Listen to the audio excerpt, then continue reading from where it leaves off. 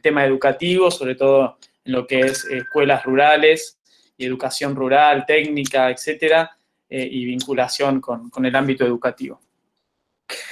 No me pasa la presentación.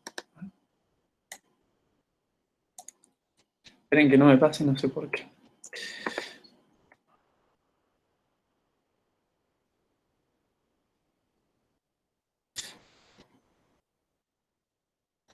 Ahí va. Estaba en la última. Bueno. ¿Por qué, digamos, empezamos a registrar el ambiente? ¿Cuál es la problemática, ¿no? ¿Cómo surge esta problemática de los temas ambientales? Este es un simple gráfico, digamos, de un economista que se llama Dalí, que lo que nos muestra es cómo en un principio, antes, digamos, la economía estaba inserta, digamos, en lo que era el ecosistema o el ambiente general, ¿no? Pongámosle que hablemos de un planeta Tierra. En donde la economía tomaba materia y energía de este ecosistema, ¿sí? Del ecosistema, generaba producción, ¿sí? Bienes y servicios, y también devolvía al ecosistema residuos, ¿no? O subproductos, digamos, de esa economía. Pero el ecosistema, el planeta Tierra, tenía la posibilidad de tomar esos residuos que generaba la economía y reciclarlos y ponerlos otra vez a disposición de la economía, esa materia y energía necesaria para producir. Pero ¿qué es lo que pasó? Digamos, lo que se fue observando es que esa economía fue creciendo, las economías, los países fueron creciendo, se fue creciendo la producción en todo sentido, y esa economía empezó a crecer tanto que empezó a asfixiar de alguna forma este reciclado natural del ecosistema, ¿no? De este reciclado de los productos, subproductos que se generaban, residuos que se generaban de la economía.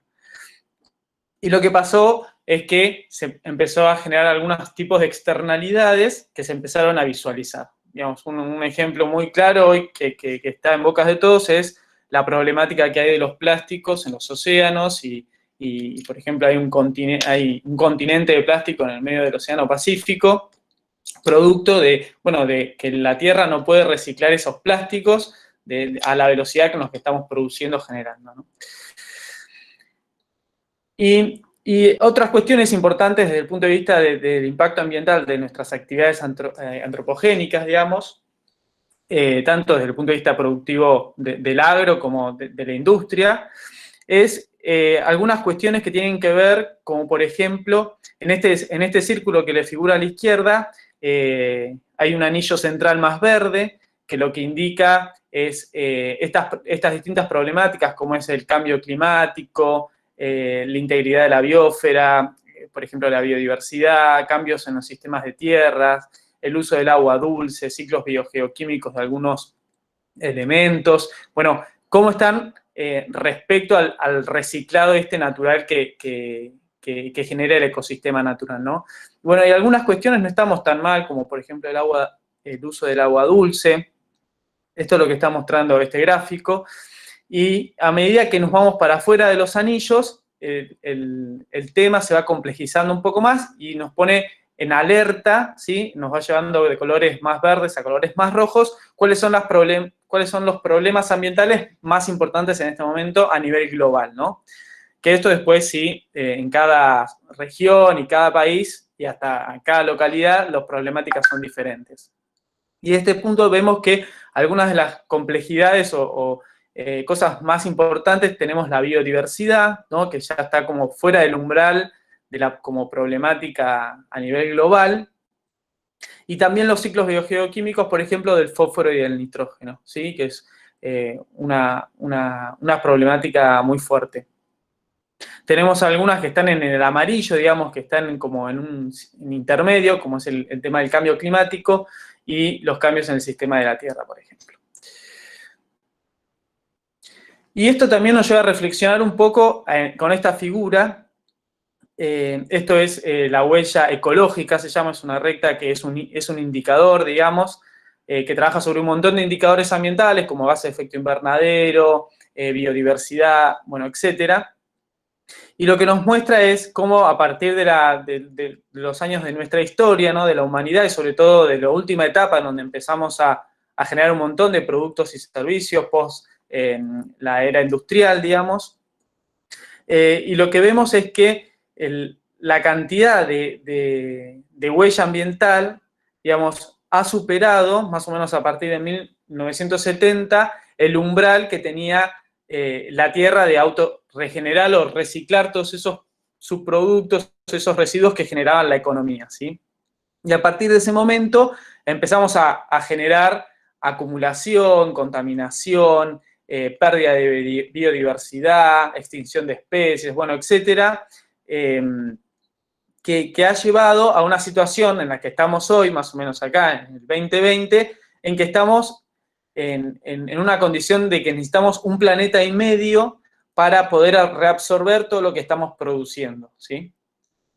Y, digamos, la proyección no es muy objetiva, digamos, no es muy positiva, ¿no? Esto vamos a seguir produciendo y la Tierra, digamos, no va a poder absorber, vamos a necesitar más de 2 tierras para poder absorber todo lo que estamos produciendo, ¿sí? O todos los residuos que estamos produciendo. Entonces, bueno, esta flechita verde que ven que va para abajo, lo que indica es el desafío que tenemos, y por ejemplo acá está referido a la reducción que deberíamos hacer de gases de efecto invernadero, ¿no? De un 30%. Y entonces, para cerrar un poco esta idea, es que dejamos una era en la que el limitante era el desarrollo económico, donde lo importante era el desarrollo económico como primera meta, que era el capital generado. En un principio, digamos, el limitante para el desarrollo económico era ese capital que generaba por el hombre, a una era donde ahora el capital natural es el limitante, ¿sí? Necesitamos más tierras para poder seguir produciendo lo que producimos.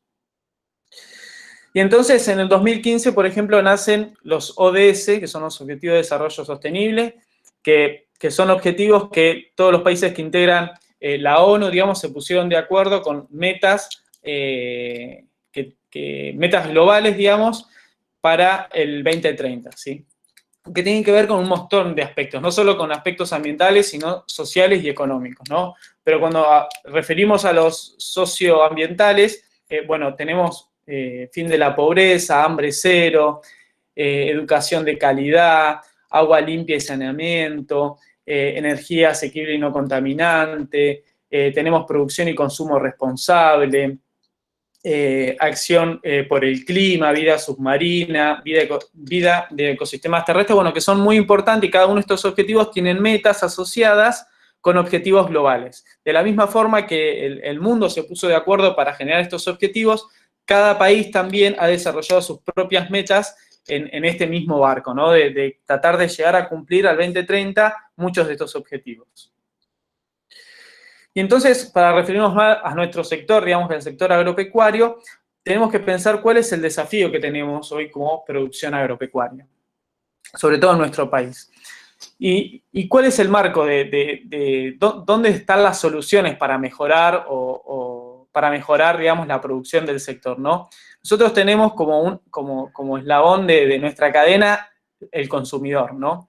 El consumidor y los requerimientos de los alimentos que tenemos como demanda. Después tenemos el sector agropecuario, que es el sector productivo, que genera esos bienes, ¿sí? Y que además necesita de ese ambiente para poder producirlos. Casi todos nuestros alimentos, por ejemplo, vienen del suelo, así que el suelo lo necesitamos, por ejemplo, como uno de los recursos para poder producir.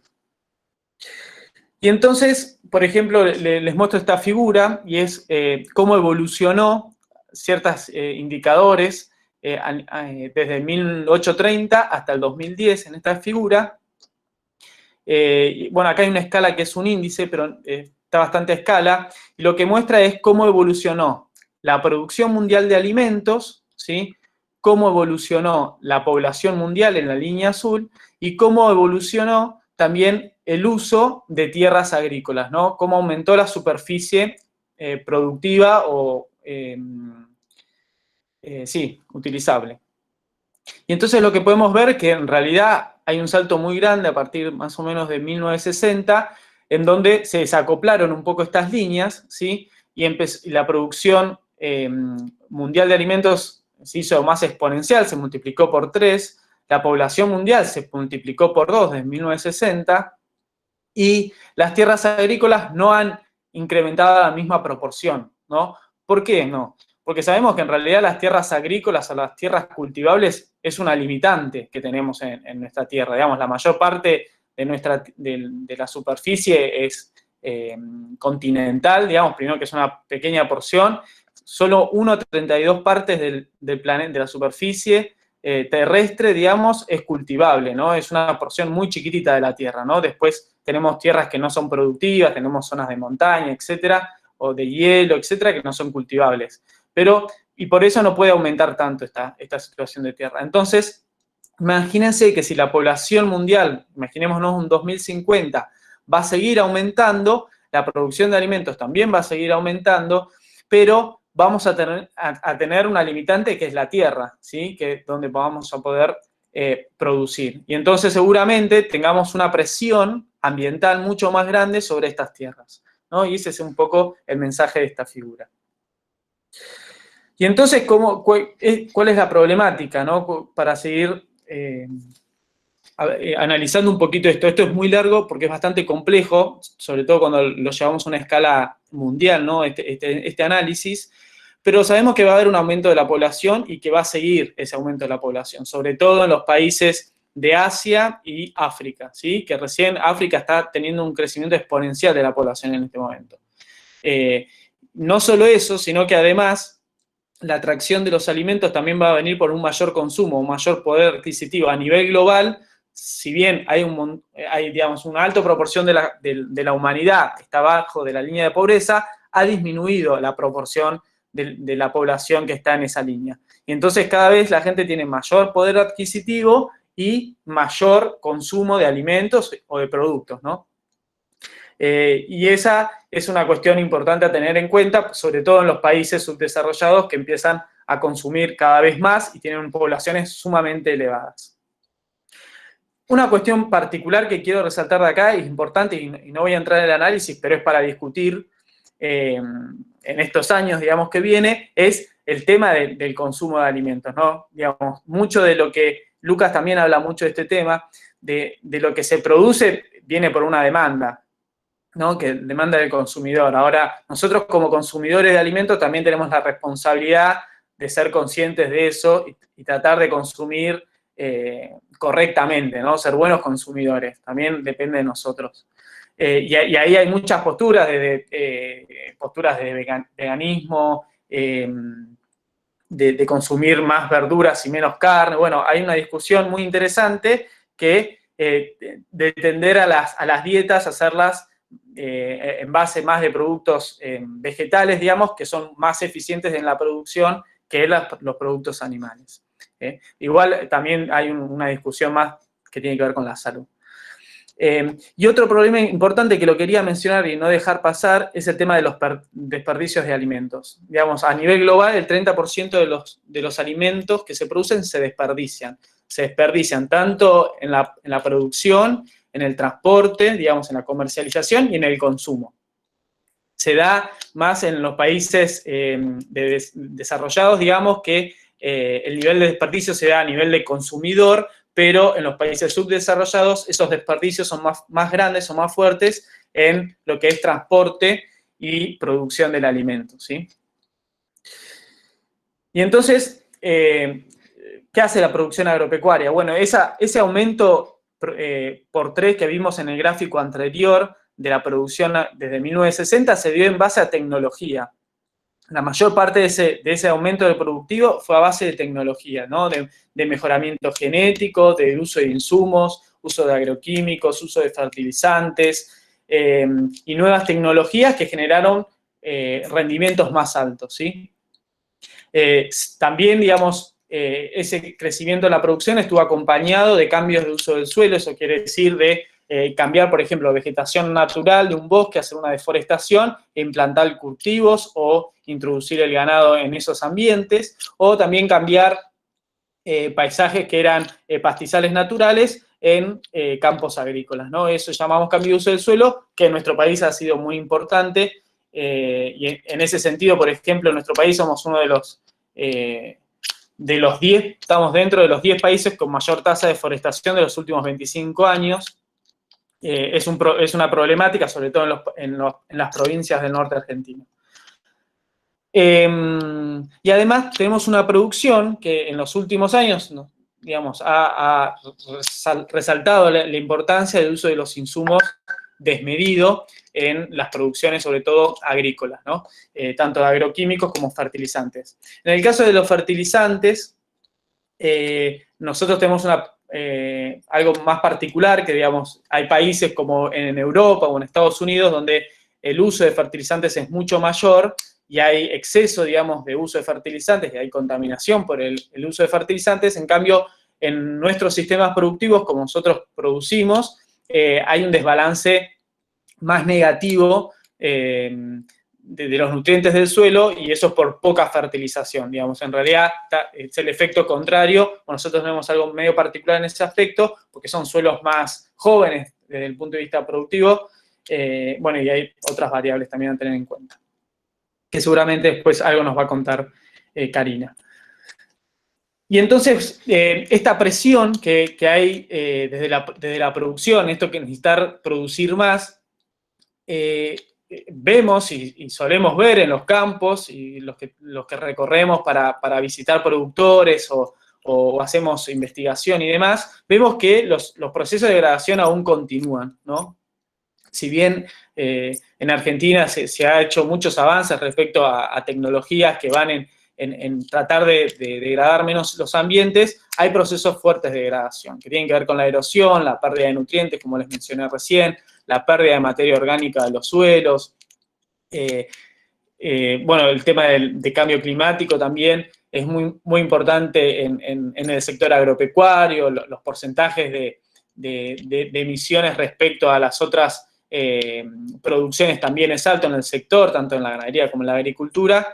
Entonces, son problemáticas, digamos, que estamos abordando de alguna forma más activa en este momento. Y lo último que quería mencionar es la pérdida de servicios ecosistémicos. Los servicios ecosistémicos, si bien ahora lo vamos a hablar un poco más en detalle con Lucas y con Karina, tienen que ver con que estos ambientes, estos espacios naturales, digamos, brindan en realidad no solo el servicio de producir alimentos, no es solo para eso. Nos brindan un montón de otros servicios, tanto al ambiente como a nosotros, como a las poblaciones, a los mismos organismos que habitan en ese espacio. Y eso lo vamos a ver con más detalle. Entonces, el desafío que hoy tenemos como sector, lo resumo en esta figura que es de Andrade, es un investigador de Balcarce, que dice que, digamos, en el último tiempo, digamos, la producción, el aumento de la producción, ¿sí?, de cereales, en este caso, ¿no?, de cultivos extensivos, hizo que también fuera, digamos, en aumento lo que es el impacto ambiental, ¿no? Digamos, ese aumento en la producción fue acompañado también de un aumento en el impacto ambiental.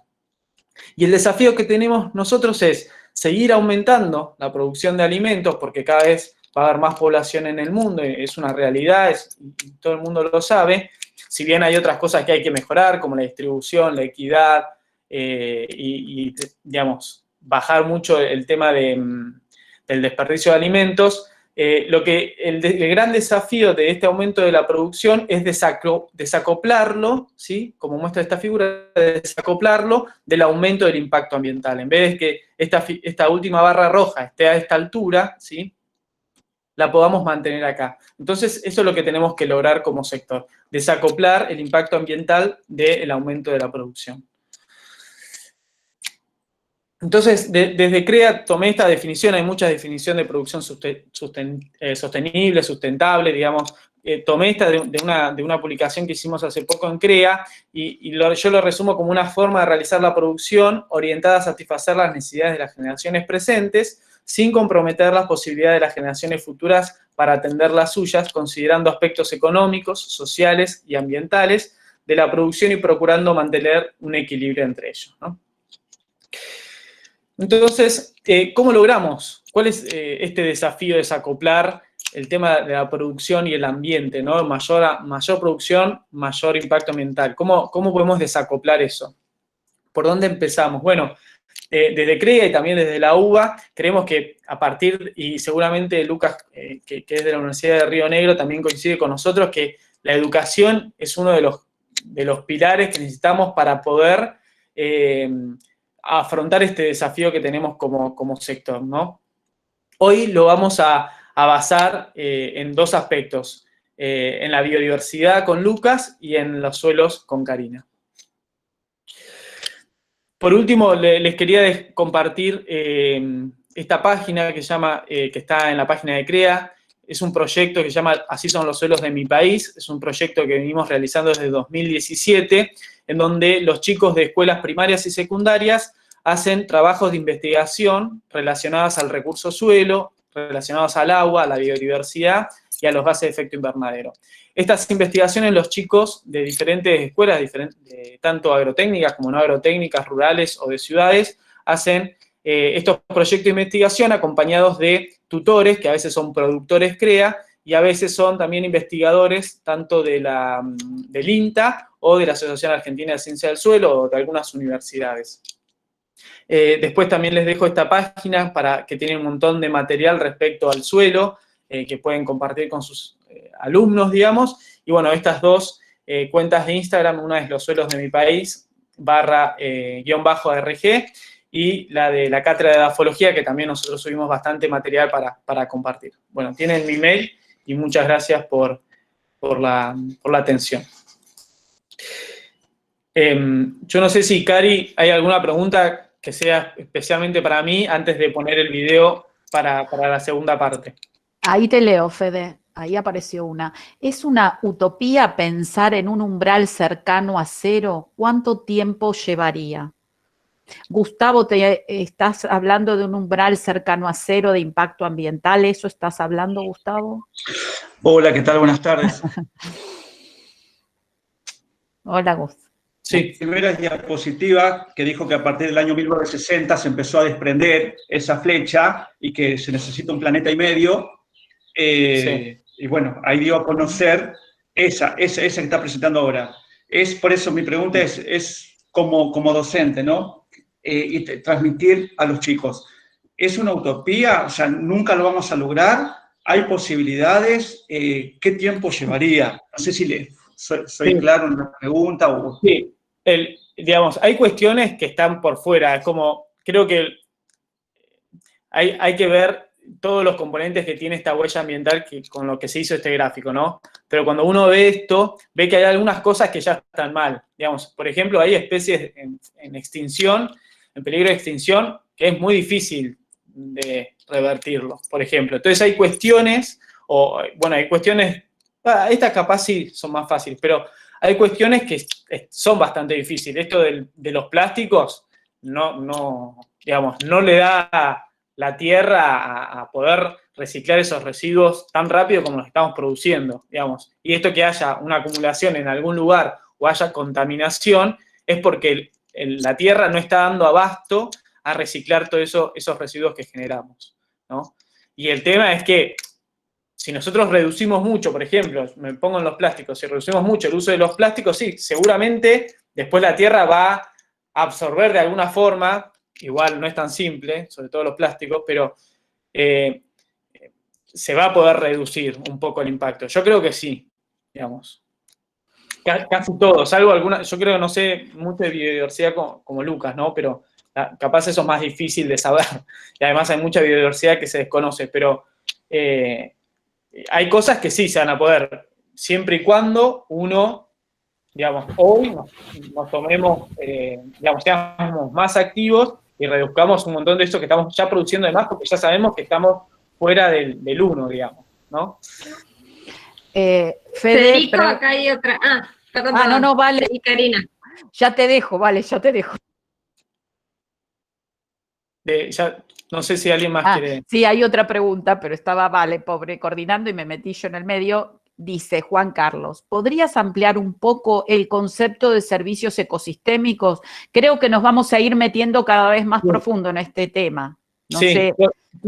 Se los dejo abierto porque la idea es que lo trabajen Karina y Lucas. Así que...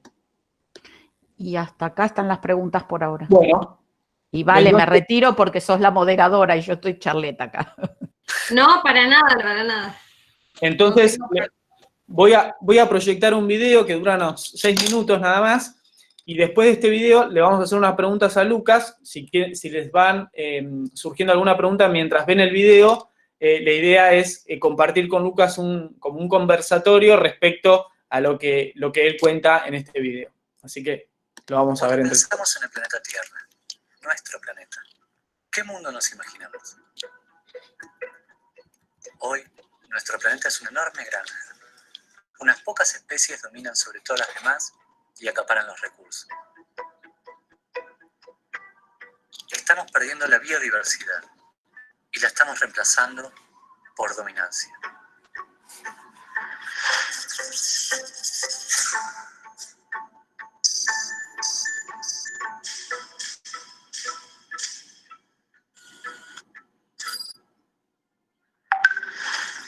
¿Alguna vez te preguntaste por qué insectos y aves visitan las flores? Estos seres vivos brindan un servicio fundamental llamado polinización. Este proceso sucede cuando el polen de la parte masculina de la flor viaja hacia la parte femenina de la flor, fecundándola. La polinización puede ser realizada por el viento, insectos, aves y otros pequeños animales. Este servicio es tan importante que un 80% de las plantas que conocemos se ve beneficiado en su producción de semillas y frutos por la polinización. Por ejemplo, la pera, la manzana, la frambuesa dependen de polinizadores para reproducirse. Una buena polinización aumenta la cosecha de estos cultivos tanto en cantidad como en calidad. Es por ello que los fruticultores trabajan con apicultores para poner colmenas de la abeja melífera cerca de sus cultivos. Mejor aún es cuando estas colmenas se complementan con polinizadores silvestres para aumentar la producción.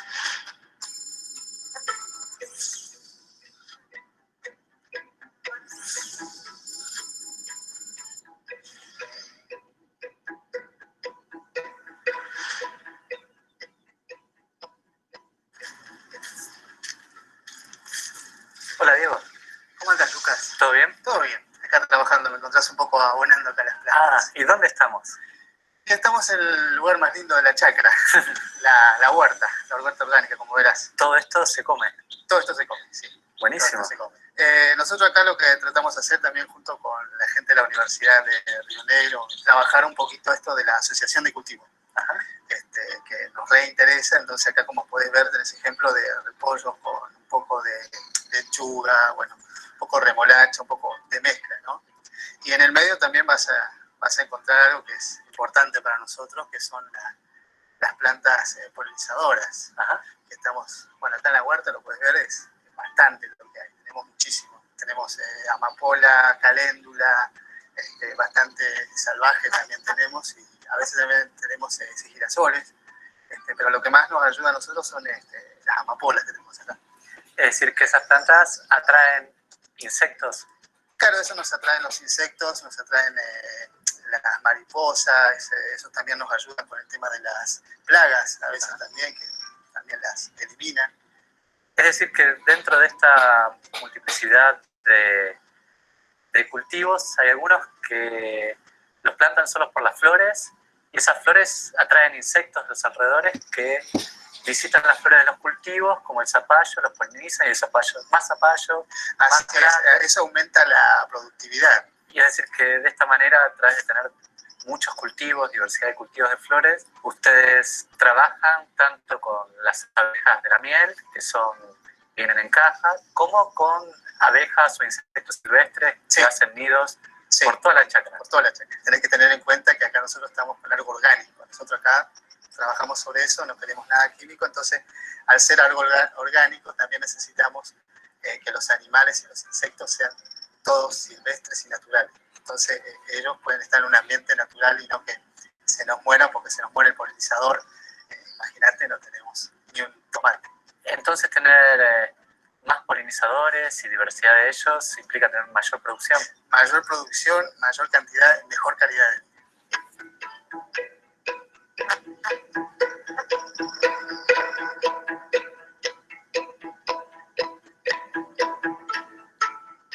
servicios ambientales son fundamentales en la producción de alimentos.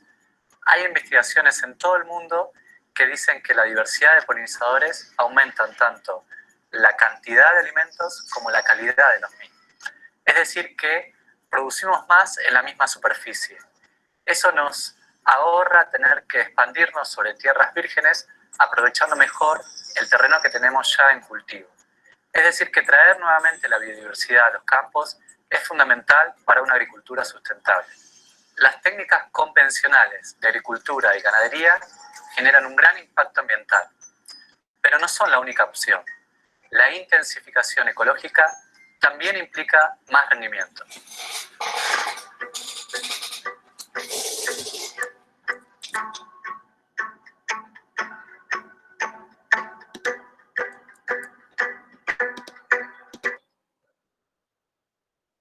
Bueno, ahí dejo de compartir y le voy a pedir a Lucas que se prenda el micrófono. Ahí lo prendí. Genial. Yo voy a hacer una pregunta que siempre me surge cuando veo el video, es que, ¿qué es esto de la intensificación ecológica? Digamos, nosotros ahí vimos un ejemplo de un productor más chico, capaz, de un horticultor, o de una producción grande, digamos, de fruta. Digamos, ¿qué es esa intensificación ecológica? Y si se puede dar en la agricultura que nosotros capaz tenemos más visualmente más cercana siempre, que es la extensiva, ¿no? Sí, la intensificación ecológica son dos palabras, una es intensificación y otra es ecológica. Y intensificación se refiere porque cuida a esto que vos mencionabas, Federico, el rendimiento, como la idea es producir lo mismo o más, pero no solo en cantidad, sino también en calidad y también en estabilidad a lo largo del tiempo. Muchas producciones dependen, es más importante muchas veces la calidad de lo que se produce que la cantidad, o es más limitante hoy en día la calidad. Y también empezamos a ver grandes problemas de estabilidad en los rindes en muchas zonas. Y entonces intensificación es un proceso que trata de mantener o aumentar el rendimiento en estas múltiples dimensiones, y ecológica porque se basa en principios ecológicos. Y la idea es un poco contraste con la intensificación convencional, que la intensificación convencional es de alguna manera los métodos que más se han utilizado durante las últimas décadas y han aumentado la productividad, pero en base a destruir la biodiversidad. O sea, las zonas que más se producen son las que menos diversidad tienen de plantas, de animales, etc. Y de alguna manera la intensificación ecológica viene a decir, bueno, se puede producir más basándose en biodiversidad, promoviendo la diversidad de animales, plantas, cultivos, etc. ¿Y cómo? Porque esta diversidad de animales, por ejemplo, de bichos del suelo, contribuye a la salud del suelo, hace que haya menos erosión, etc. Y eso brinda un mejor espacio para el crecimiento de las raíces, también hay más nutrientes para los cultivos, por ejemplo, etc. Y acá el video de alguna manera pone énfasis en vez de biodiversidad de vida del suelo, en biodiversidad de vida de animales que polinizan los cultivos, que la mayor parte de los cultivos depende de alguna medida de animales que muevan el polen de una flor a otra. Y entonces, bueno, hay un montón de prácticas de intensificación ecológica que funcionan en el mundo real y que hacen que el rendimiento aumente. Y se puede aplicar perfectamente en campos chicos y grandes. Nosotros tenemos un montón de estudios también en campos grandes.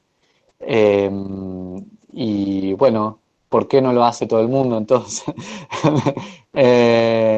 Hay una serie de desafíos y uno de los desafíos es el conocimiento.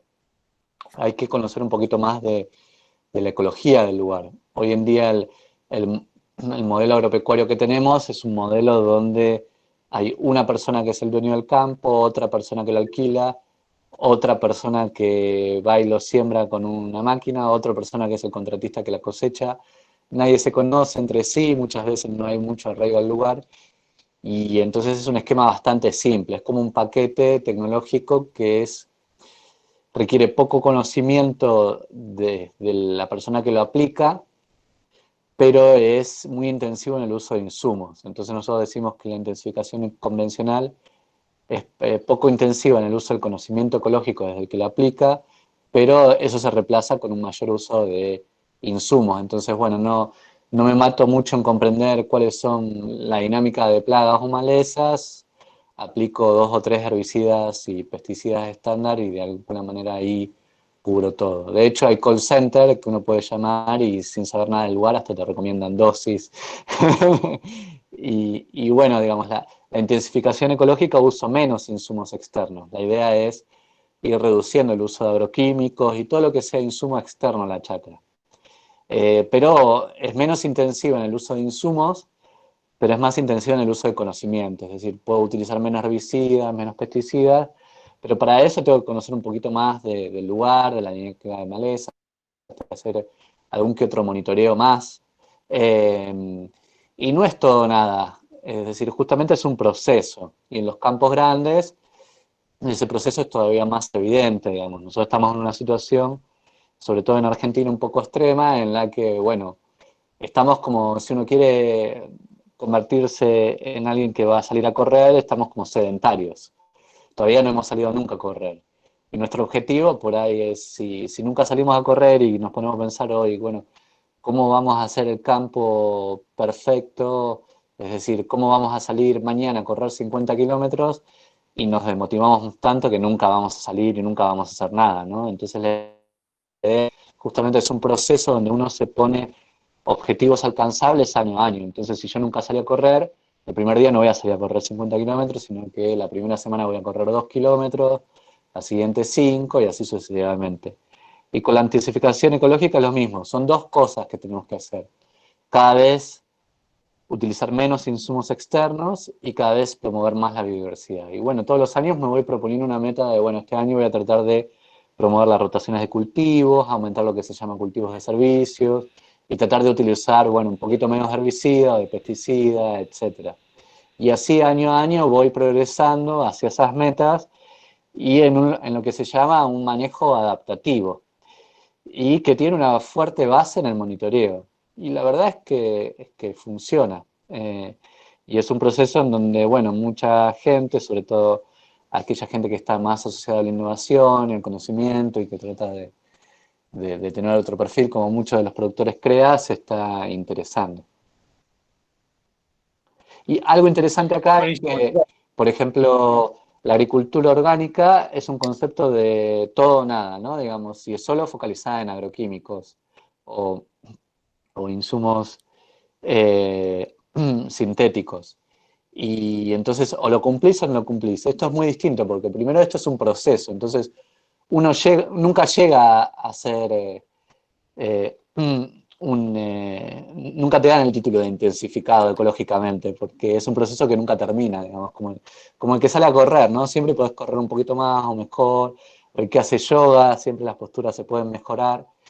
Y en ese sentido también es inclusivo, porque alguien que hace agricultura orgánica puede aumentar la biodiversidad, alguien que tiene un campo principalmente de soja y maíz también, entonces todo el mundo puede, digamos, comenzar este proceso por más que esté en distintos estadios. Entonces, en ese sentido, a mí es un concepto que me interesa mucho desde la inclusión. Y otra cosa es que tiene base científica y de alguna manera también desde el punto de vista orgánico lo que se ve, sobre todo en aquellos países donde está más extendido, por ejemplo, a veces en Estados Unidos, la cuestión de la agricultura orgánica es que si bien, por ejemplo, la calidad de los productos no tiene residuos de pesticidas o de químicos y eso es muy positivo para el consumidor, después desde el punto de vista conceptual lo que se hace a veces es reemplazo de insumos, ¿no? Uno ve a veces grandes campos orgánicos con monocultivos y en vez de utilizar el fertilizante químico se utiliza el fertilizante orgánico y entonces, digamos, el concepto de producción en algún punto es casi similar, pero es un reemplazo de insumo sintético por orgánico en un extremo, ¿no? Y bueno, y esto va un poquito más allá y parece ser como algo superador en ese sentido, en donde, bueno, tenés que promover la biodiversidad, entonces, a la vez que reducís el uso de insumos externos, todo lo que sea por fuera de la chacra, combustible y todo lo que venga también de lejos, por más que sea un insumo orgánico.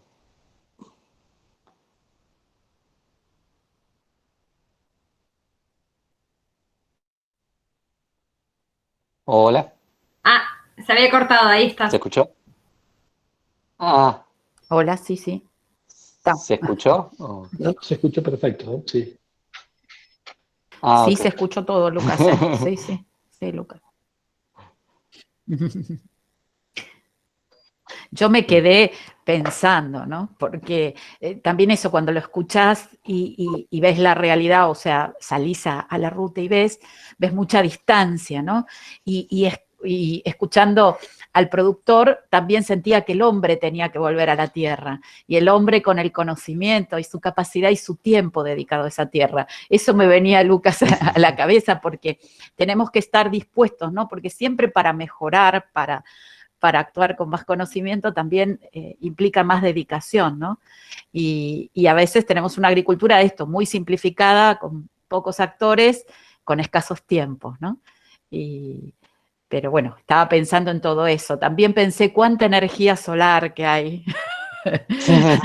Porque ahí decían petrodependiente, una agricultura petrodependiente. Yo digo, con toda la energía solar que tenemos, y siempre mirando esa naturaleza que aprovecha los recursos hasta su mayor punto. Tiene estrategias de aprovechar todo el agua que recibe, tiene estrategias de aprovechar esa radiación solar y de darnos y llenarnos de un montón de servicios ecosistémicos. Me callo, pues no sé, estoy... No, pero... no, no, es tal cual. Generalmente, además, es más productivo, ¿no? Digamos, como que... eh, mm, e incluso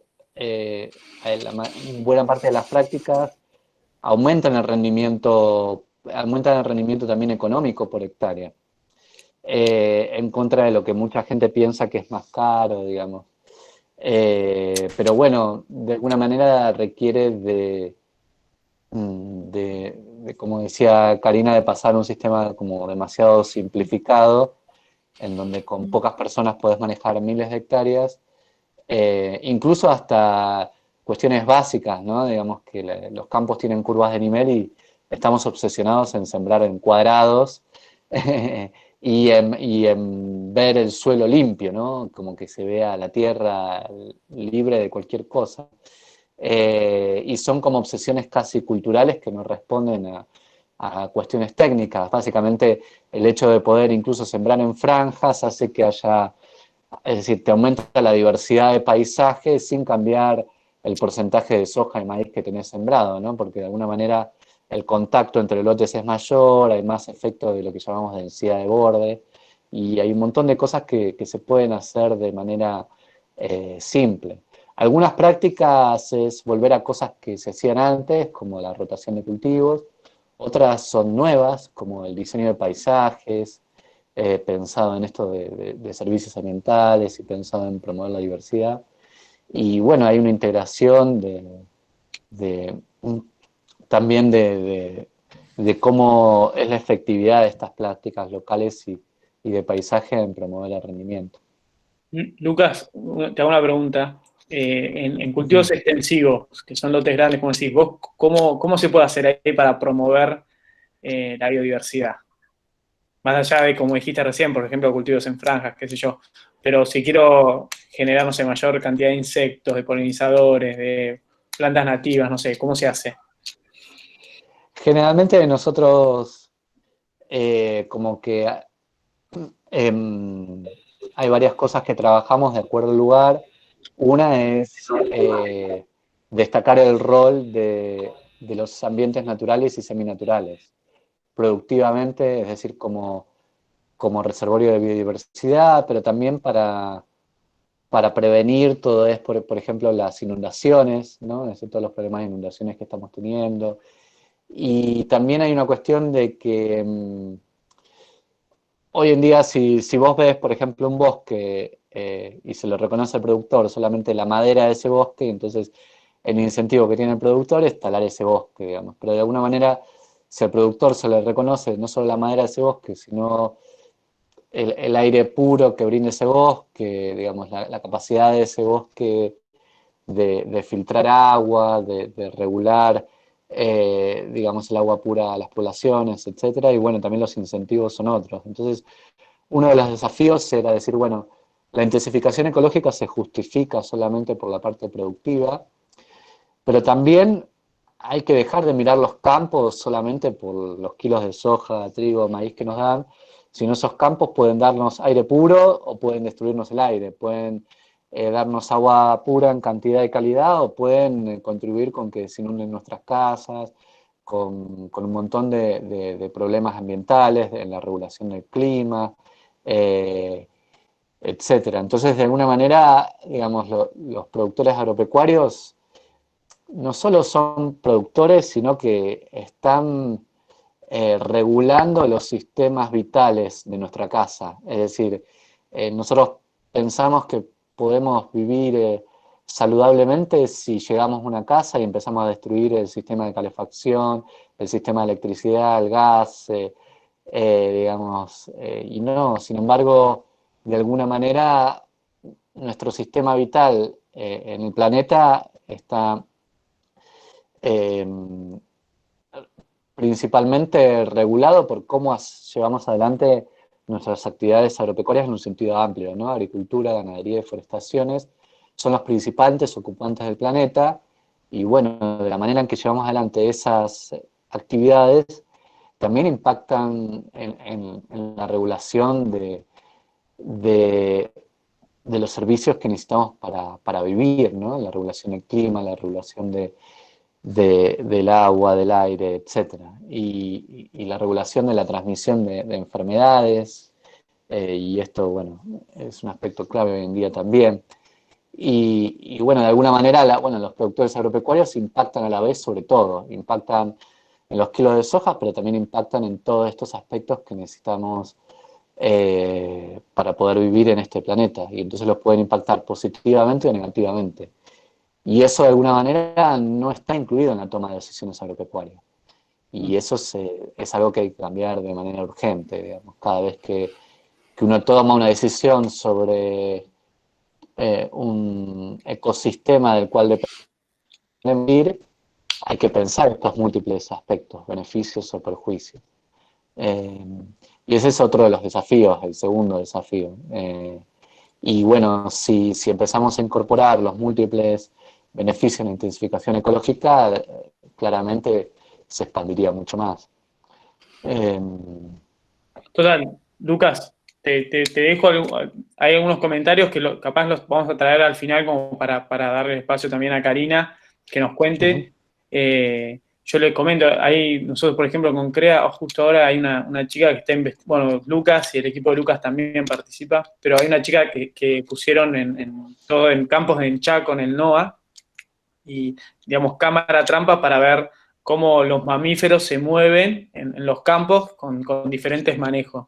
Como esos mamíferos grandes, los pumas, los hormigueros, etcétera, se mueven en los campos en función de los diferentes manejos que se hacen en esos campos, ¿no? Para saber cómo es la dinámica de esos mamíferos en situaciones reales, ¿no? Digamos, y un poco va de la mano de este comentario mío con un comentario de Paulina que todavía falta un montón de investigación al respecto, ¿no? De cómo impacta o cómo mejorar los sistemas desde el punto de vista de la biodiversidad en campos que ya están produciendo. Bueno, Cari, si querés, pasamos a vos y después volvemos de última al final con si hay más preguntas y lo hacemos participar otra vez a Lucas. Bien, un poco el leitmotiv de la charla es esto de ampliar la mirada. Un sistema como el que estamos manejando no solo nos da alimento, nos da mucho más que alimento, nos da otros servicios ecosistémicos. Y tiene que reconocerlos el productor y poder propiciarlos, y tiene que reconocerlos la sociedad. Y tal vez, y ahí voy a lo económico, porque muchas veces estamos sujetos a la parte económica, pagarlos, estar dispuesto a pagarlos. Perdón que lo diga, pero también es eso, porque a veces cuando queremos salir de esto, si yo digo, yo cuido el suelo, yo propongo cuidar el aire, yo propongo tener un efecto positivo, brindar muchos servicios ecosistémicos, más allá de estar centrados solamente en el servicio de alimentación o abastecimiento, tengo que ser reconocido por esos servicios también. ¿Mm? Entonces, voy entrando en esto porque también ese cambio, un cambio de cómo estamos manejando las cosas hacia otro, tiene que tener ese reconocimiento, porque si no nos quedamos trabados en esto de, y es la economía, Charlie, no sé cómo era la frase, pero bueno, ahí está. Bueno, voy a compartirles, los voy a llevar hacia este mundo que está por debajo de nuestros pies. Esperen un segundito que ya me pongo en modo presentación. Vos, Fede, decime si se ve. Perfecto. Ahora vamos a pasar. Y entonces esto es en parte el leitmotiv y se va uniendo a todo lo que Lucas viene diciendo, a todo lo que nos abrió al principio Fede, y es que empezar a ver al suelo mucho más allá de que sea un proveedor de alimentos. Ampliemos nuestra mirada, el suelo nos da muchísimos servicios. Digo suelo, y ahí ayúdame, Fede o Vale también. Digo suelo y les propongo, porque ahí está la suelera, que pongan en el chat una palabra compuesta que para ustedes lo describa, los que les venga a la cabeza, y denle música a mis oídos, ¿no? ¿Qué les viene cuando digo suelo? ¿Qué les viene? ¿Qué palabra les viene?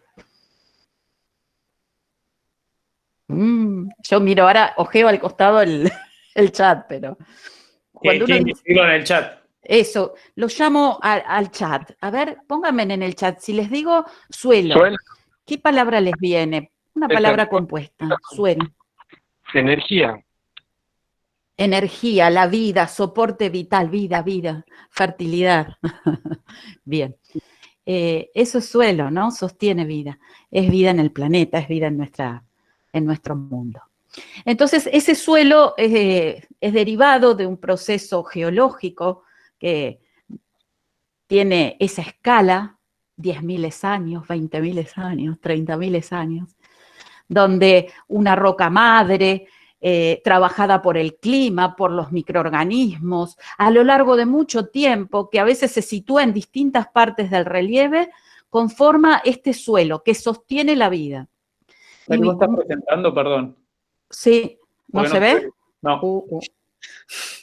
Ahí no se ve, Karina, lo que estás proyectando. Es que si sos docente, y usar las manos, pero... Claro. Hubo un error al compartir la pantalla, me advertí en el otro lado. Ya voy, ¿eh? A ver, ahí intento de vuelta. Díganme, por favor, perfecto, que me avisen.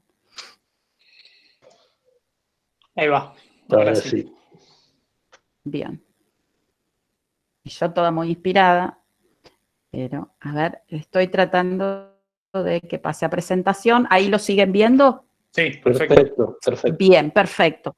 Entonces estaba con estas láminas, que son muy lindas, son las láminas que nos brinda FAO y que nos ayudan muchas veces a describir. Entonces acá estaba yo hablando de esta roca madre, trabajada por el clima en tiempos geológicos. Acá está el tiempo, donde actúan los organismos, donde también la situación topográfica juega un rol muy importante en el suelo que nos encontramos hoy, y son un elemento, ese suelo es un elemento clave del paisaje, de lo que vemos arriba. Siempre me gusta decir, para que nos ubiquemos, a la naturaleza, haber conformado, por ejemplo, 1 metro de suelo en nuestra región pampeana le llevó aproximadamente 10.000 años, para que tengamos esta dimensión. Y el hombre muchas veces, en una generación o menos, si lo somete a una presión muy fuerte, a un estrés muy fuerte, por erosión, puede destruirlo en menos de una generación. O sea, por lo menos ese horizonte A tan rico y que tanto nos provee. Es un recurso limitado, su mal uso lleva a la degradación y en esos términos es no renovable. Cuando se define la calidad del suelo, se define como la capacidad que tiene un suelo para funcionar en un ecosistema natural o antrópico, o sea, generado por el hombre, para sostener o mejorar la productividad de las plantas y animales, controlar la polución del agua y del aire, favorecer la salud y la habitación del hombre. Lo escribió el hombre, ¿no? Por supuesto, pero esto es lo que nos dice que uno entiende o comprende por calidad. Y miren que esa calidad está definida por sus funciones en el ecosistema, ya sea natural o antrópico. Y acá ya empieza esta cuestión de extender la mirada. Sí tiene que ver con la productividad, pero tiene que ver con el control de la polución del agua y del aire, con favorecer la salud, con un montón de otras funciones que van más allá de la producción. Ahora vuelvo a preguntar, ¿se ve? Ahora estoy sensible. ¿Se sigue viendo? Sí. Muy bien. Estamos muy acostumbrados a esto, a centrarnos como función principal en ver en el servicio, los servicios que nos provee de abastecimiento el suelo, que está más bien esto centrado en la planta, en la producción. Entonces, siempre estamos muy preocupados, y está muy bien que lo estemos, porque desde el punto de vista químico nos provea los nutrientes que necesita la planta, el oxígeno que suministre el agua, porque es un gran reservorio de agua entre una lluvia y otra. Estamos también muy preocupados porque puedan anclar bien en él, que tenga esta comodidad, que pueda ser explorado, que alcancen los recursos ese cultivo. O sea, estamos muy acostumbrados a pensar en calidad de suelo, y ahí sigo, en pensar en la calidad de suelo, tanto física, química como biológica, en función de la producción y de sostener esa producción. Pero este suelo nos brinda un montón de funciones ecosistémicas, mucho más que esto que es el suministro de alimentos. Esta es otra lámina que nos propone FAO, la vamos a leer en el sentido de las agujas del reloj, donde decidí arrancar por lo que estamos más acostumbrados, a ver a este suelo o el ecosistema, porque también vemos para arriba y vemos integrado el ecosistema, que nos brinda o nos suministra alimentos, fibras y combustibles. Sin embargo, el suelo es un gran reservorio de carbono orgánico. Ahora después vamos a profundizar. Sin embargo, permite la purificación del agua, reduce los contaminantes que puede portar. Sin embargo, nos ayuda y contribuye a regular el clima, regula los gases de efecto invernadero, incide sobre ellos. Sin embargo, tiene que ver con el ciclo de nutrientes, permite esta cuestión de que cierren los ciclos, que arrancamos del nutriente inorgánico, que ingresa a la planta, se convierte en orgánico, que sigue la cadena trófica, que queda muchas veces como residuo orgánico y tiene que volver a reciclarse para que el ciclo biogeoquímico vuelva a cerrarse, volver de inorgánico a inorgánico. Es hábitat de una gran biodiversidad. Una cucharita de suelo tiene más organismos que humanos en el planeta. O sea, es una fuente de biodiversidad enorme. Regula inundaciones, porque si el agua puede efectivamente ingresar a él, es un gran reservorio. Lo va entregando a las plantas, evita los escurrimientos fuertes. Y piensen en la ciudad, donde ha sido cementado, y todas las estrategias que hay de conducción de agua y de no aprovechamiento de la misma. Entonces es un gran regulador de inundaciones. Es una fuente de productos farmacéuticos y recursos genéticos, y desconocidos aún, y otros han sido antibióticos que usamos. Es base para la infraestructura humana, esto lo escribió ya un ingeniero civil, pero ahí se asienta nuestra infraestructura.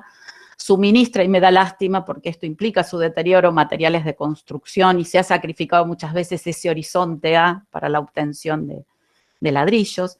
Y también, miren esto, protege nuestra herencia cultural. Cuando nosotros van los arqueólogos y buscan, encuentran mucho de nuestra historia y prehistoria dentro de él. Entonces, ahí vamos a extender la mirada. Miren todas las funciones que cumple el suelo. Muchas son funciones ecológicas, otras hasta son culturales. Eso después lo vamos a cerrar. Me voy a detener en alguno de ellos puntuales. Servicio de regulación. Es capaz de retener gran parte de carbono, como carbono orgánico. También lo tiene inorgánico, pero como carbono orgánico, en formas que son difíciles de degradar, o sea, que son estables. Entonces, si nosotros vemos cómo está distribuido el carbono, que acá está en petagramos o gigatoneladas, en la atmósfera, o sea, ¿cuánto hay en la atmósfera? 830. ¿Cuánto hay en la vegetación? 456, pero miren cuánto hay en el suelo. El suelo representa la mayor reserva de carbono orgánico de la biosfera y de un carbono sumamente estable, estabilizado en los famosos agregados, que siempre que le damos este foco, lo necesito para los agregados, lo necesito para la física, lo necesito para la nutrición, es una vía de secuestro de carbono, de ese dióxido de carbono que está en exceso en la atmósfera y podemos captarlo o tratar de retenerlo en el suelo. Acá está cumpliendo un servicio de regulación ambiental. Nos ayuda a mitigar el cambio climático. Ahí viene un plus, una función plus. Luego, otros servicios de regulación de inundaciones y purificación del agua. Entonces acá tengo esta famosa torta demasiado simple, pero el suelo ideal, la mitad son sólidos, minerales y una porción pequeña de materia orgánica. La otra mitad son cosas trascendentales, que son los poros. Todos esos espacios que quedan entre ese material sólido, la agregación de ese material sólido, genera un espacio poroso que cumple funciones vitales, que las vemos siempre en general para la planta, pero que las cumple para toda la vida en general. Entonces, tiene poros donde ayuda o facilita que circule el aire, que drene el agua en exceso, que circule el oxígeno para las raíces, que ahí crecen cómodas las raíces, y tiene otros poros que son donde funciona la capilaridad, donde retiene el agua, y esto nos ayuda. Ya no lo tengo que ver nada más como para la planta. Che, retiene agua y me la brinda la planta, fantástico, pero también amortigua inundaciones, de vuelta. Caso extremo, ese suelo se sella, aumentan los escurrimientos, empiezan las cargas de agua a circular. También este material sólido que tiene, que se clasifica por su tamaño, todos estamos acostumbrados a las arcillas más pequeñas, limos, arenas, gravas y grava gruesa. Parte de estos, los que tienen gran superficie específica, como es la arcilla, en menor medida el limo, la materia orgánica también, permiten absorber, si ingresan al suelo algunos contaminantes, permite filtrar agua que tiene contaminantes, los retira y llega esa agua filtrada a alimentar las napas o cursos. Otras funciones que a veces no nos damos cuenta. El suelo, y ahí me uno, Lucas mirando todo lo que es la biodiversidad de arriba, y esa biodiversidad se copia abajo también. Y también esa biodiversidad que hay arriba me da sistemas radicales de ingresos de carbono distintos abajo y aprovechamientos distintos. Pero la realidad es que toda esta carga de microorganismos, de macrofauna que hay en el suelo, colabora a la degradación de sustancias tóxicas orgánicas que ponemos muchas veces cuando ponemos los agroquímicos y demás. Ahí tenemos grandes degradadores de sustancias tóxicas que nos vuelven al ambiente saludable, participan y son vitales en el reciclado de residuos, en esto de partir algo que era inorgánico, nutriente, que cumple todo un ciclo orgánico, pueda volverse a regenerar en ese suelo. Esa vida que hay en el suelo es vital y tenemos que aprender que no solo nos interesa desde el punto de vista de la nutrición de la planta, etcétera, sino que nos importa porque también están dando un montón de otras funciones. Nos ayudan a que se mantenga saludable el ecosistema en general. Cuando uno ve el gusano blanco y dice, el gusano blanco lo puedo ver como una plaga, yo lo veo y digo, es un horadador, es un generador de galerías. Entonces tenemos que aprender a ver un montón de funciones más allá de la producción. Y también nos brinda, y no los quise dejar afuera, servicios culturales. Nos cuenta prehistoria e historia, nos da recreación, paz, tranquilidad, porque sostiene todo este paisaje. Y es la base de nuestra infraestructura. Este es un contraste muy grande, pero la verdad es esto, nos apoyamos en él. Suena feo, ¿no? Pero acá en la ciudad perdimos un montón de funciones ecosistémicas y las padecemos su ausencia en capacidad de absorción y regulación de escurrimientos, padecemos la capacidad de sostener la vida verde para poder estar mejorando la calidad del aire, padecemos su ausencia de funciones.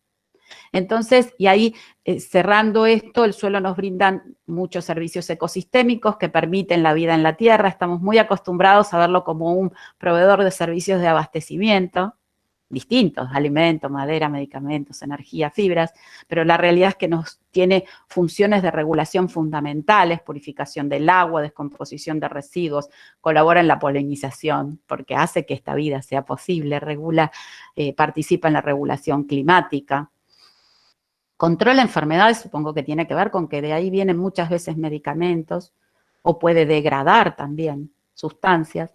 Servicios culturales nos brinda estéticos, espirituales, nos permite un entorno que nos hace a nuestra vida más saludable, hace al enriquecimiento, al ocio, a la diversión. No hay duda que tenemos que cuidarlo. Y este año los invito, y acá cierro, a que celebremos juntos con nuestros estudiantes el Día Mundial del Suelo, que está siempre fuera de calendario, el 5 de diciembre, lamentablemente. Pero este año está aparentemente dentro de nuestro calendario. Entonces los vamos a invitar después desde la ACS a festejar este día. Aquí estoy, ¿eh? Ya dejo de compartir. Buenísimo, Cari. Gracias. Ahí estoy. Yo agarro antes de terminar, algunas preguntas que surgieron en el chat. Referidas directo al suelo es cómo favorecemos el secuestro de carbono de la atmósfera, ¿no?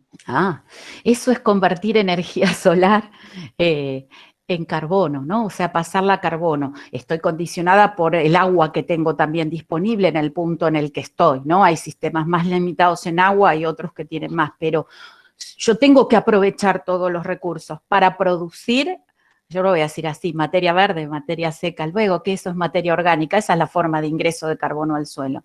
Entonces, yo cuando recorría los campos, y los recorro todavía el otro día, pude ir hasta Chacabuco, hice algunos viajecitos por acá muy cortitos, sin ingresar a los pueblos.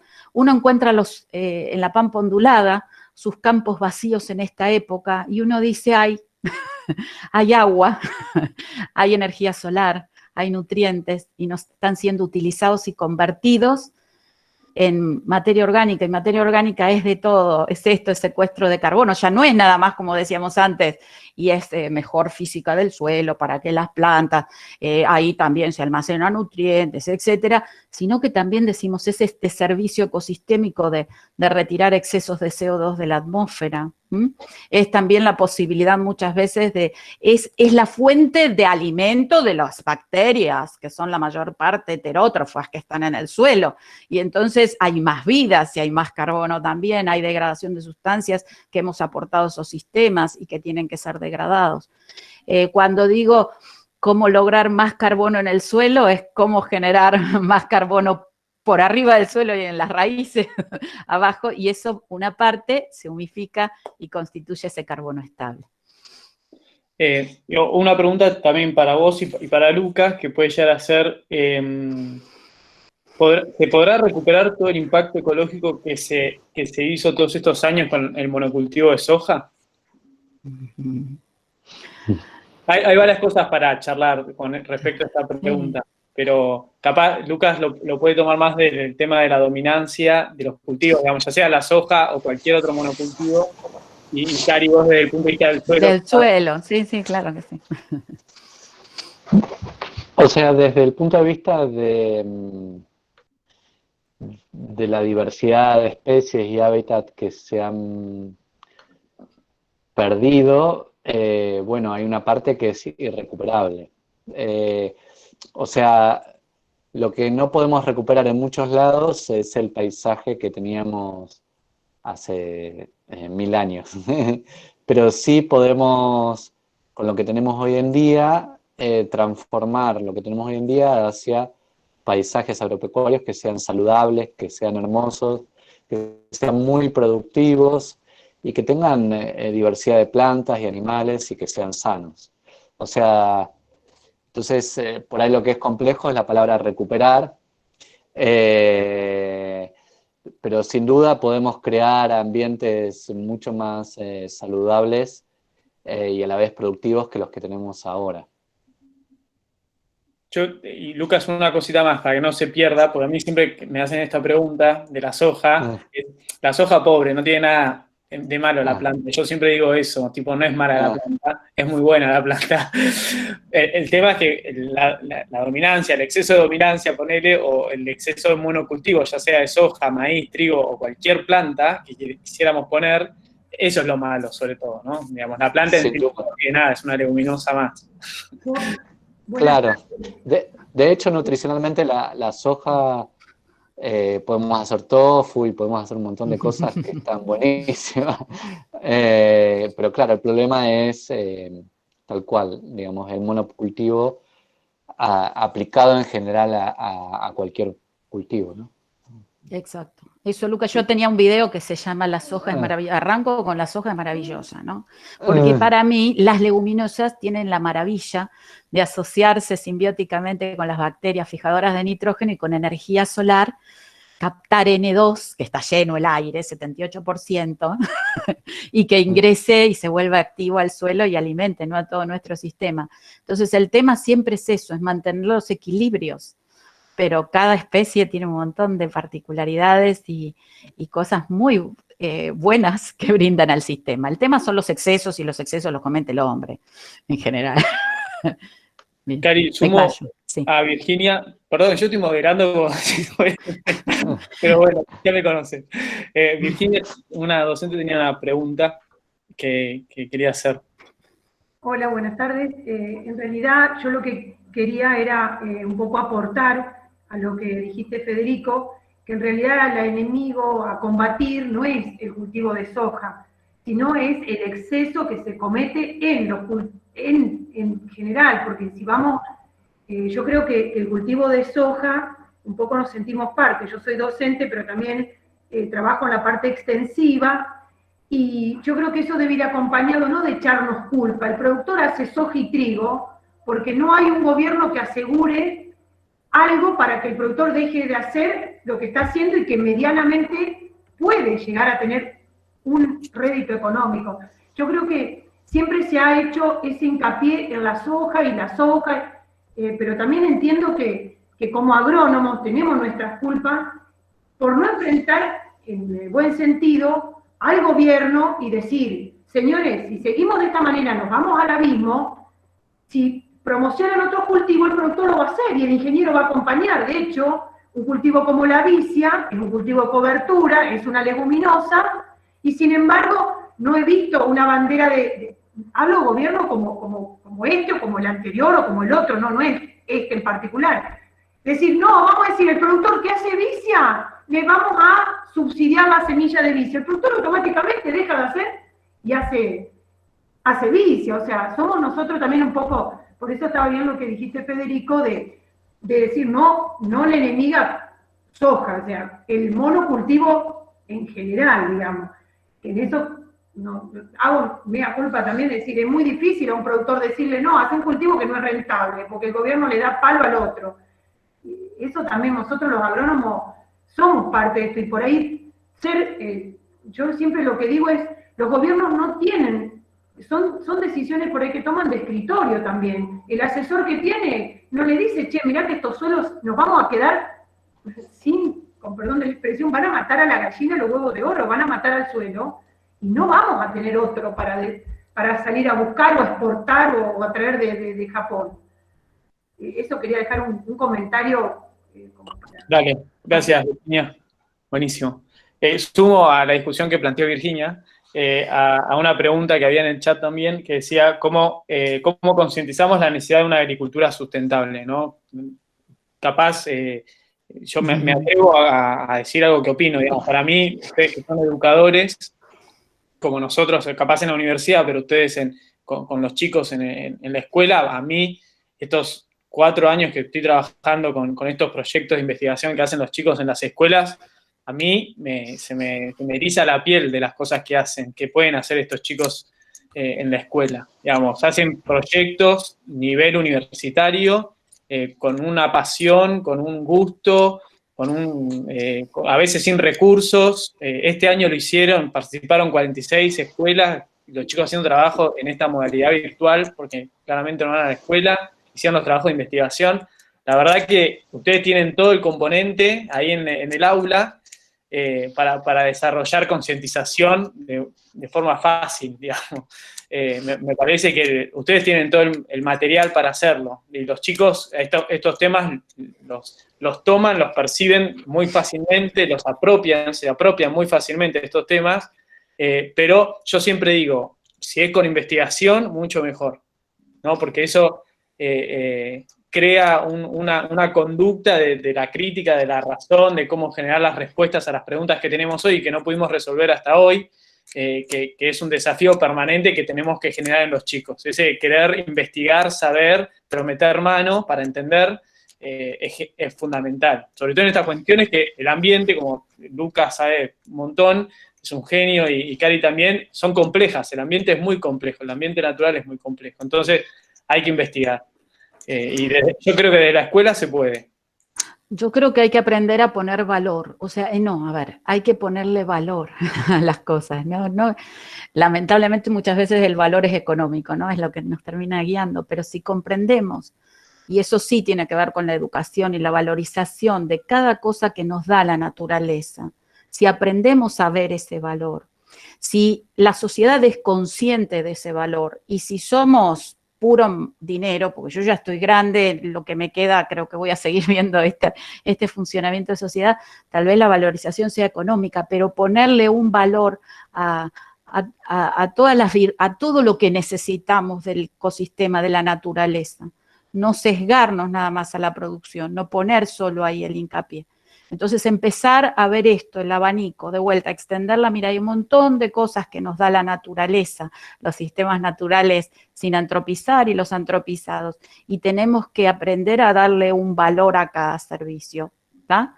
Y si estamos en el mundo que estamos, capitalista como estamos, no sé, pero como somos, que ese valor a veces es billete, es economía, tal vez empiece por ahí. Entonces, y que tiene que ver con lo que estabas hablando recién, espérate, ahora te perdí de la vista, pero es lo mismo, es ponerle valores, o que el valor se lo de la sociedad, se lo del Estado, está dispuesto a pagarlo un consumidor, ¿está bien? Que aparezca a la vista el valor, más allá del abastecimiento de un recurso que es el que tomo más rápido, un montón de valor dentro de un sistema. Cualquier cosa, el low cost, después me retás. Me parece que un poquito más arriba, Vale, hay una pregunta de Pablo Recuero, si no me equivoco. No sé si la viste. Ahí la tomo. Sí, ya le pasé el mando a Federico. Perfecto, muy bien. Perdón, Vale, yo me remetí. No, está bien. La rotación con ganadería favorece la captación de carbono. Se cuestiona la ganadería como productora de CO2. Bueno, yo un poco me animo a contestar. Primero, depende. Digamos, en el país, por ejemplo, en este momento hay una discusión grande respecto a este tema, porque hay poca información respecto de cómo es la dinámica de la captura de carbono en el suelo bajo pastura. Falta información a nivel de investigación.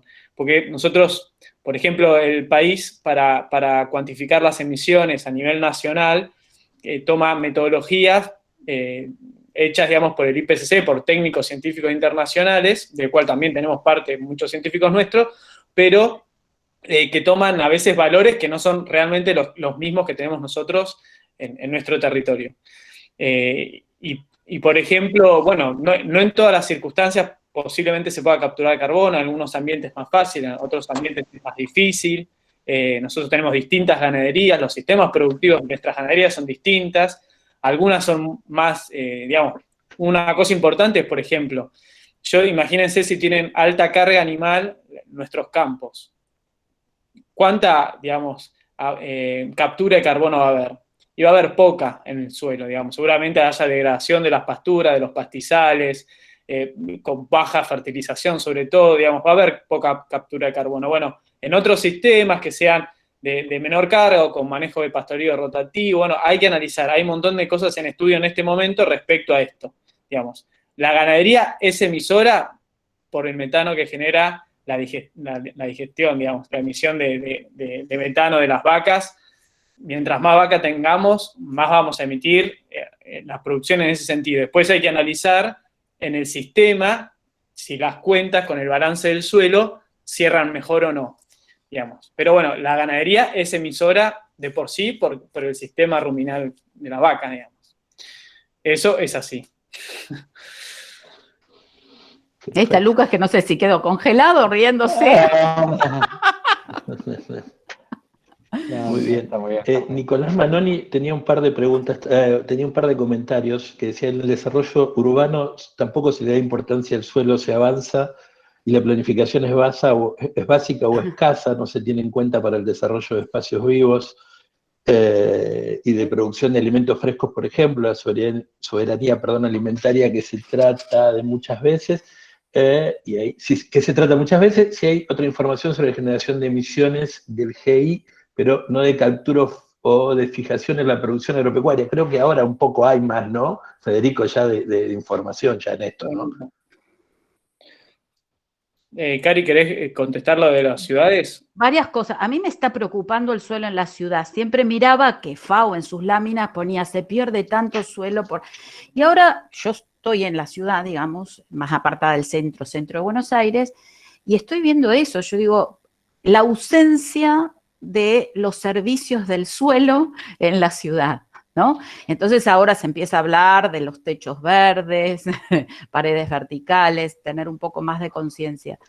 Pero ese es otro, la cementación de la ciudad es otra de las pérdidas importantes de un recurso natural y que deberíamos desconcentrarnos, ese es otro problema. Cuando yo escuchaba a Lucas con el productor y demás, yo decía, y una cosa que debería acompañar estos cambios también es el hombre volviendo a la tierra, ¿no? Porque lleva tiempo, más dedicación, el espaciamiento y esta recuperación que no digo yo, del suelo perdido en la ciudad. Yo me imagino las tuberías en la ciudad, de todo lo que hay debajo nuestro, y ahí uno también entiende el rol del suelo, mucho más claramente. O cuando nos inundamos, ¿viste? O avanzamos, estamos en los lechos de ríos, y bueno, sí, convertimos y pusimos barrios en lugares bajos, ¿no? Y un montón de... Bueno, me callo. Y después de la ganadería, yo siempre quise a la ganadería, y tengo que hacer...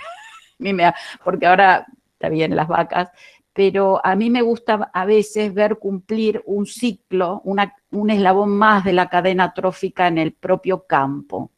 Y me parece que la naturaleza nos muestra que hay varios eslabones dentro del mismo sistema. Y desde el punto de vista a veces de los nutrientes, más pensando yo en el ciclado de nutrientes, yo estoy en una cátedra que se llama Fertilidad de Suelos y Fertilización. Entonces, más pensando en eso, a mí me gustaba mucho más esto de cerrar un ciclo dentro de mi establecimiento, de mi campo, donde gran parte de los nutrientes son reciclados ahí adentro en el bosteo y en la orina, donde muy poco me llevo en el producto ese que cosechamos, y que a su vez esa perennidad de lo que acompaña esa alimentación en el campo extensiva, digamos, del ganado, da carbono, porque las pasturas se van para abajo, que quieren que les digan, tienen mucha masa y carga radical que no vemos, y la tienen hacia abajo por la perennidad. Y a mí esos sistemas me gustan, como a veces también me gustaría complejizarlo con árboles, o sea, ir agregando eslabones de complejización, porque me parece que vamos acercando mucho más las cosas. Yo siempre decía, nosotros mandamos granos afuera, granos para alimentar en general animales. Entonces, fíjense lo que hacemos, sacamos un montón de kilos, porque sí los granos se llevan muchos kilos, qué sé yo, maíz, 200 kilos de nitrógeno me llevo de un lote por hectárea, ¿no? Por hectárea, me los mando a no sé dónde, China los recibe. China los recibe, allá los animales lo procesan, los chinos, queda el depósito de nutrientes allá, los desequilibrios de nutrientes, una Europa con exceso y de contaminación y nosotros en defecto en nuestros suelos. Y a mí me gustaría cerrar más nuestros ciclos geoquímicos acá dentro de nuestros lotes. Es mi opinión, ¿no? Y la naturaleza es compleja y tiene varios eslabones de cadenas tróficas, de la cadena trófica. Ahí, no sé. Y ahí, Lucas. Sí, yo estoy de acuerdo con todo lo que dijo Karina. Creo que el principal problema es que hoy en día ese sistema que describe Karina es minoritario. Y la producción de carne es una producción intensiva en feedlot, que trae un montón de problemas, ¿no? Y entonces la mayor parte de la gente come carne en el mundo, de carne de aves y de cerdos, que son criados en feedlot en base a granos que podrían comer seres humanos. Y la carne de vaca también es principalmente de feedlot a nivel mundial. Entonces, bueno, es muy distinto al sistema que describe Karina, básicamente. Y bueno, y ambientalmente y desde el punto de vista de la salud también de las personas no es muy positivo, digamos. Y bueno, ahí tenemos en un extremo, si ustedes, el ejemplo de un paisaje agronómico de Iowa, que básicamente son 3 cosas, soja, maíz y cerdos, y todos los problemas que eso está trayendo para la sociedad y bueno, y a nosotros también es un modelo con otros suelos, digamos, pero es el modelo que en algún punto parece que estamos siguiendo, ¿no? Y con las megafactorías que van a venir de cerdos de China, parece que lo vamos a intensificar aún más. Esa propuesta más agroecológica que planteaba Karina sería la propuesta inteligente a seguir con un comercio con China más racional, ¿no? Donde el sector porcino podría seguir creciendo en pequeños y medianos productores, con una producción porcina integrada a la agricultura, y en cambio, bueno, digamos, el modelo que parece que se está proponiendo es un modelo donde vamos a construir 25 megaciudades nuevas en Argentina de cerdos, donde cada ciudad va a tener 120.000 cerdos, 120.000 habitantes, y un cerdo contamina lo mismo que una persona o más a veces. Entonces vamos a aumentar en un par de millones la población argentina en pocos años, ¿no? Digamos, y bueno, ese es el gran problema cuando uno dice, bueno, también como consumidor, cuánta carne como y de dónde la como, porque en realidad la mayor parte de la carne viene de feedlot.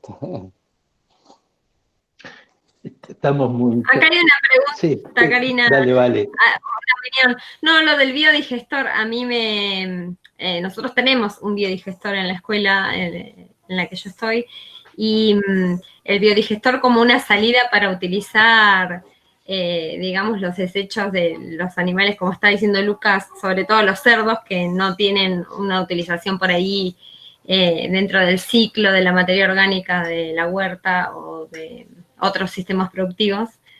Por ahí los biodigestores, ¿qué opinión tienen ustedes sobre la utilización de los desechos de esos animales que no se pueden usar en un compost o en la granja?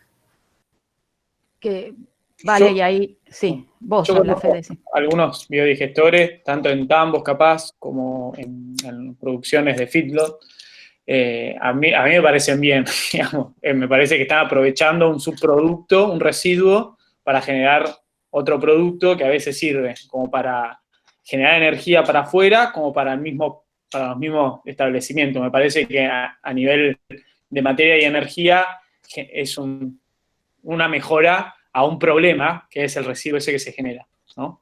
Como solución a un problema, a mí me parece bueno. Sí, como solución al problema nomás, no como el sistema en sí mismo, digamos, no para generarlo. Es lo que, digamos, se promueve mucho como economía circular, o tratar de que los residuos que vos generás con la producción los puedas meter en el circuito para sacar otra cosa, o para, digamos, usar alimento, o para generar energía, o para lo que sea. Es como reducir tus desperdicios, digamos. Bueno, nos hemos pasado 20 minutos y no queremos robarle más tiempo porque es lo que le habíamos planteado. María Florencia preguntaba por la fertilización con biol, está bien. No está mal, son pequeñas cuotas de nutrientes, o sea, es una pequeña cuota de nutrientes. Entonces, es una manera de volver a poner los nutrientes o volver los nutrientes al sitio de origen, pero los pone en cuotas chicas, nada más. Yo que soy suelera, yo quiero meter todo en el suelo, ¿viste? Yo la verdad, a veces estudiaba el compostaje. El compostaje está bien, me alivian un montón de cosas, pero tengo muchas pérdidas a veces en el compostaje, que si yo ese residuo lo puedo ingresar al suelo, que el suelo se ocupe con sus bacterias, puedo retener más cosas ahí adentro, tanto más nutrientes como más carbono. Voy tirando cosas, ¿no? Así, pero igual que los biodigestores, si yo estoy usando la mejor solución actual que tengo para un problema, está bien, pero vayan pensando a veces que hay otras que pueden ser más eficientes o permitirme cerrar a veces los ciclos en el lugar de origen, más en el lugar de origen. Pero bueno. Buenísimo. Antes de darle la palabra a Carlos para que nos haga un cierre, yo les quería agradecer porque realmente es muy valioso todo lo que exponen, todo lo que dicen, nos hacen pensar. Yo siempre creo que aprovechamos mucho estas instancias de reunión, así que les quería agradecer en lo personal. Y no sé si Juan Carlos o Carlos quiere dar un cierre. Sí, ahora le vamos a dar la palabra a Carlos. Quiero primero, bueno, revalidar lo que dice Vale. Nosotros con Karina tenemos siempre una deuda grande porque, bueno, la Facultad de Agronomía nos está ayudando desde hace mucho tiempo, y Karina cada vez que la llamamos está al pie. Yo cuando terminó la última reunión que se hizo hace poquito sobre asilos solos en mi país, la llamé y le digo, mirá, sería buenísimo poder contar con Fede y con Lucas, y dijo, yo me ocupo. Sí, yo cuando dijo yo me ocupo, en verdad ya me despreocupé, digamos, cuando ya dijo yo me ocupo. Así que agradecerle a Karina, por supuesto, a Fede también, que también lo conocemos de hace tiempo y que están haciendo un trabajo excelente con Así son los suelos de mi país. A Lucas lo conocemos menos, pero lo admiramos mucho. Queremos decirte que en algún momento te vamos a embromar otra vez porque nos interesa mucho el tema de la dominancia. Es un tema que hay que empezar a trabajar mucho, y el tema de la polinización, así que Lucas, seguramente te estaremos embromando. Contarle a los tres que hoy hubo gente, Vires, de un montón de lados, porque está incluso, por ejemplo, Fabián desde Tierra del Fuego, bueno, habíamos escuchado que había estado gente de Lago Pueblo, pero hay gente de Chaco, de Misiones, de San Juan, de Santiago del Estero, de Córdoba, Santa Fe, de Buenos Aires, de La Pampa, y de muchos lugares. Yo, antes de que pueda cerrar Carlos, quiero decir algo que dije la otra vez que estuvimos, al menos con Federico y con Karina. Yo cuando estudié, que antes de ir a la universidad estudié, por supuesto, en una escuela agropecuaria. Bueno, yo cuando estudié la educación era en blanco y negro, hace muchísimos años. Teníamos edafología 1 y 2, estábamos en quinto y sexto año. Y la mayoría de las carreras de nuestros alumnos ahora en la educación agropecuaria actual no tiene la materia de edafología o no tiene la materia de suelo puesta dentro de los planes de estudio.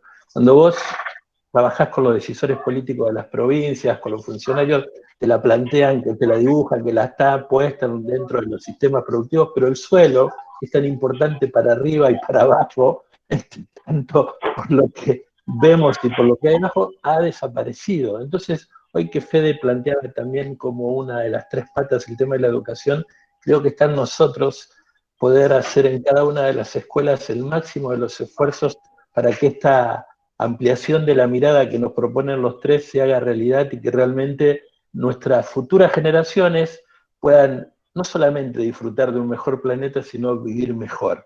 Yo creo que eso es fundamental, que puedan vivir mejor, que puedan tener mejores oportunidades y que puedan vivir de manera más sana. Yo recomiendo cada una de las páginas que planteó Fede porque son muy interesantes, y recomiendo sinceramente, no lo dije en broma al principio, las charlas de Lucas son realmente muy motivadoras, así que seguramente vamos a estar muy prontito de nuevo juntos. Carlos, Serrano más, y gracias a todos por haber estado. Gracias. Gracias, Juan Carlos. Si cuando vos estudiaste la educación era en blanco y negro, ni se imaginan cuando estudié yo, era muda. Bueno, en primer lugar, un profundo agradecimiento a Lucas, a Karina, a Federico, por compartir con nosotros sus horas de estudio, su sapiencia y su bonomía, y estar con nosotros. Sinceramente, muchísimas, pero muchísimas gracias. También gracias a Valeria y por supuesto a Juan Carlos y Edgardo, que siempre están en la base técnico-administrativa de todo esto, y a todos los participantes, porque esto se hace gracias a que podemos participar. O sea, que esto sea bueno, el 90%, digamos, es por los disertantes, pero el resto, si no está, los disertantes quedan hablando solos. Así que muchísimas gracias. Creo que estamos tocando algunos temas que son fundamentales. A mí, corriéndome de lo específico, todo esto me resuena en las funciones de las instituciones educativas. Las funciones, entre otras tantas funciones de las instituciones educativas, se hablan que es la transmisión de la cultura y la transformación de la cultura. Y esta cuestión que estamos charlando es una cuestión cultural. La forma de producir nuestra, la forma de cuidar el medio ambiente, la forma de ir mirando al cielo es una cuestión cultural. Si no, la cambiaríamos rápido. Entonces, siendo esto una cuestión cultural, siendo misión de las instituciones educativas, no solo la transmisión, sino la transformación de la cultura, es algo que es una piedra de toque en nuestra tarea. A esa piedra de toque se agrega el tema del sistema de producción, el desarrollo rural y la sustentabilidad ambiental, que ahí nos corremos, me parece, de las instituciones educativas, y vamos a parar en la educación. Y en la educación creo que tanto la UBA como FEDIAP nos tenemos que encontrar y tenemos mucho que decir. Cada uno por su lado, pero en conjunto. Desde ya, FEDIAP tiene las puertas totalmente abiertas para la UBA y para ustedes tres, pero también nosotros queremos entrar a la UBA porque me parece que es necesario que para trabajar en educación en grande, no en el sistema educativo, en educación en grande, hagamos un trabajo conjunto, hagamos un trabajo coordinado que nos lleve en la próxima pandemia que ante el primer problema no tengamos que optar economía o vida. Este es un problema cultural y una red cultural. Así que yo les agradezco muchísimo, las puertas de FEDIAP están abiertas. Busquemos ejes, metaejes en el que podamos trabajar juntos y no solamente en cuestiones de producción, porque me parece que la problemática lo amerita. Nada más, si no se extiende demasiado, y muchas gracias a todos. Gracias, Carlos. Gracias, Carlos. Mañana 5:30 de la tarde, ya están muchos sabiendo, Karina no lo dijo, yo esperaba que lo diga, Karina no lo dijo. No. Mañana 5:30 de la tarde por el canal de YouTube de la UBA, que es canal FAUBA, así en YouTube, va a haber un encuentro con alumnos de escuelas. Así que estamos aspirando a que haya muchos chicos con sus profes. Mañana lo organizamos con la facultad, que Carlos recién planteaba esta historia de poder armar buenas sinergias. Así que mañana 5:30 de la tarde, en el canal de YouTube de la UBA, que es FAUBA, así como suena, FAUB_A, los esperamos a todos. Ahí va a estar Antonio Barrio y también va a estar Karina, un poco charlando sobre suelo, pero también un poco charlando sobre cuáles son las ofertas que hoy tiene la Facultad de Agronomía para nuestros jóvenes. Como siempre, gracias, cuídense. Gracias. Y hasta dentro de poquito. Este es un hermoso lugar. Cuando yo conocí las escuelas, nunca más me fui. Me llevó Alejandro Constantini a la primer charla y nunca más me separé de esto. Y creo que si voy a hacer algo jubilada es esto. Seguir en contacto con las escuelas. Es precioso. Gracias, Fede, gracias, Cari, gracias, Lucas. Un abrazo. Ojalá que pronto nos podamos dar un abrazo. Gracias. Hasta mañana. Hasta mañana, Vale. Hasta luego, gracias. Gracias.